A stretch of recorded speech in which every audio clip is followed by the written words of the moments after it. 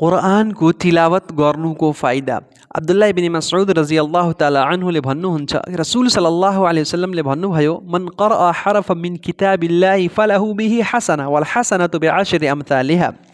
अर्थात् जुनसुकै व्यक्तिले कुरान मध्ये एक अक्षर पढ्दछ भने त्यसलाई एक पुण्य प्राप्त हुन्छ र एक पुण्यको बदला 10 गुणासम्म हुन्छ। किनभने कुनै पनि व्यक्तिले यदि एक नेकी एक पुण्यको कार्य गर्दछ भने अल्लाह तालाले त्यसलाई 10 पुण्य प्रदान गर्नुहुन्छ।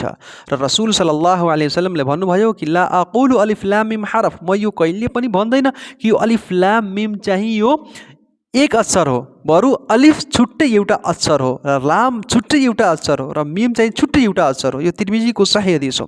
अर्थात् जुनसुकै व्यक्तिले मात्र यदि अलिफ लाम मिम भनिदिन्छ भने त्यसलाई 30 पुण्य, त्यसलाई 30 अर्थात् 30 पुण्य त्यसलाई प्राप्त भइहाल्छ। र त्यसै गरी अबू उमामा रज़ियल्लाहु ताला अन्हुको वृत्तान्त हो। रसूल सल्लल्लाहु अलैहि वसल्लमले भन्नुभयो कि इक़राउल कुरआन फ़इन्नहु यअती यौमल क़ियामति शफ़ीअन लि अस्हाबी। यो सही मुस्लिमको हदिस हो। अर्थात् कुरान पढ्दै गर, कुरानको पठन पाठन, कुरानको तिलावत गर्दै गर, किनभने यो कुरान आफ्नो पढ्नेवालाको लागि प्रतिफलको दिनमा सिफारिसी बनेर आउँछ। त्यसको सिफारिस गर्छ अल्लाहसित अनि त्यसलाई क्षमा प्रार्थीको लागि, क्षमा प्रदान गराउनुको लागि अल्लाहसित चाहिँ सिफारिस गर्दछ। त्यसैले हामीले सधैँ कुरानको तिलावत गर्नुपर्छ।